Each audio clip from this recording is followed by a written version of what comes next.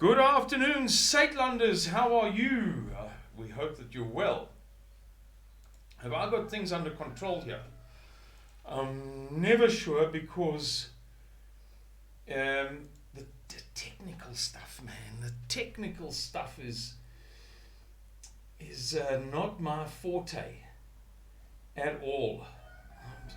I made 3 videos earlier that had no sound, and I think they had other problems as well. Oh dear me. So hopefully this is all working well and you're hearing it. Right, there we go. Okie dokes, I think we've got everything under control now. So I want to talk to you briefly about something that is this is not my forte, this topic. I don't have the nomenclature, I don't have the vocabulary to speak eloquently about it because I don't understand it very well. So I'm just going to touch on it, and hopefully I'll be able to say enough sensible stuff to inspire a few of you to go and look more into this thing and to learn for yourselves from the people who can speak well about this subject. And it is the interrelated, interconnected fuel price rises, fuel production problems in South Africa, global energy crunch, global supply chain crisis. I think that's a pretty good description. So, what have we got on the table? We know, and we've done videos about this before, that the majority of South Africa's refineries have stopped production in recent years or are soon to stop production for various reasons. There was a fire at the Caltex refinery in Cape Town. The refinery at Wentworth in Durban is going to be shut down because it's not economically viable, as I understand the explanation, which is a bit vague and wishy-washy, quite honestly. And those explanations or reasons are exacerbated by the what do you call it? The green save the planet stuff. You know, the regulations.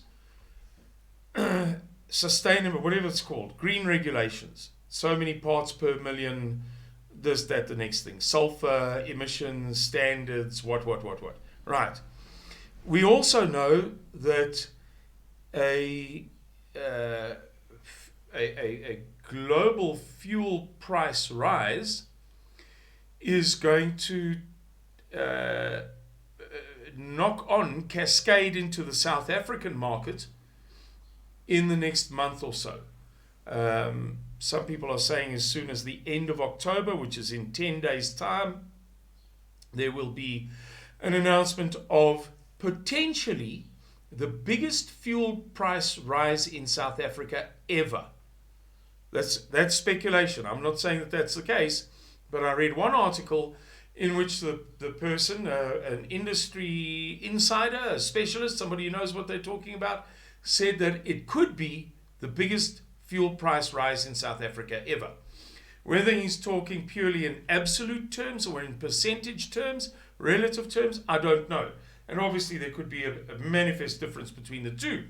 The one could amount to not such a big thing, the other could be a very, very big thing. So, then what else have we got? We've got this thing that began roughly with the Ever Given container ship that got stuck in the Suez Canal 5 months ago. And arguably began before that with the chip shortage crisis, the silicon chip shortage crisis, getting silicon chips out of China because the manufacture had been greatly reduced due to the lockdowns, right? So not all of the Chinese factories are operating or were operating at full capacity. not enough chips were produced for the global demand, and there was a shortage, and that knocked on into all sorts of things, such as the production of motor vehicles. Some motor vehicles, some specific models of some of the brands, production were put on complete hold last year, and I believe this year too, because there was a shortage of chips for those various vehicles. Okay, so what is the real point? We're saying that there is now a huge amount of evidence and a huge amount of opinion by very competent, very capable people, among the best minds in the world, that there is likely to be a global energy crisis. And interconnected, interrelated, a global supply chain crisis pertaining to beyond energy, food, and many other items. There's a broad spectrum of items that are described. Commodities, refined metals, finished goods, I'm trying to think, timber,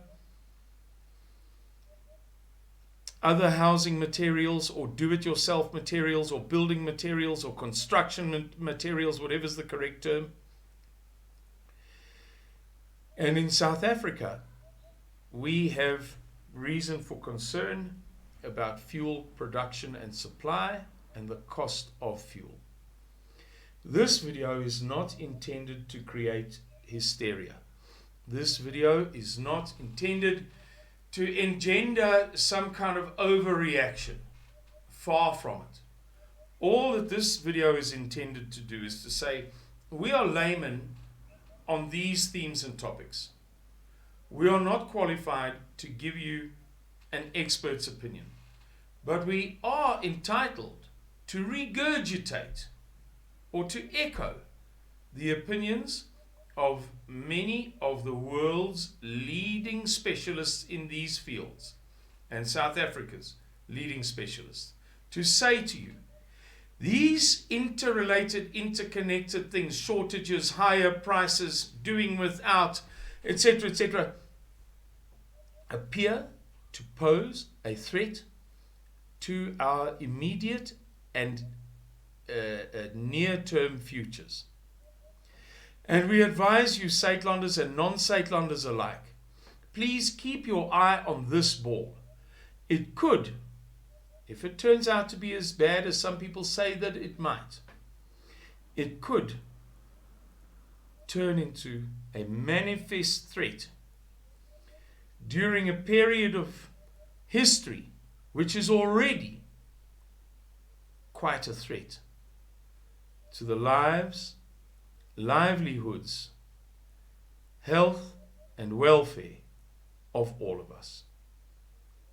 Keep your eye on the ball, save up some fuel, make some preparations, brace yourself for an impact, and more than anything, keep your faith, because if this does get bad, you're going to need it. Thanks guys for watching. Goodbye and God bless you.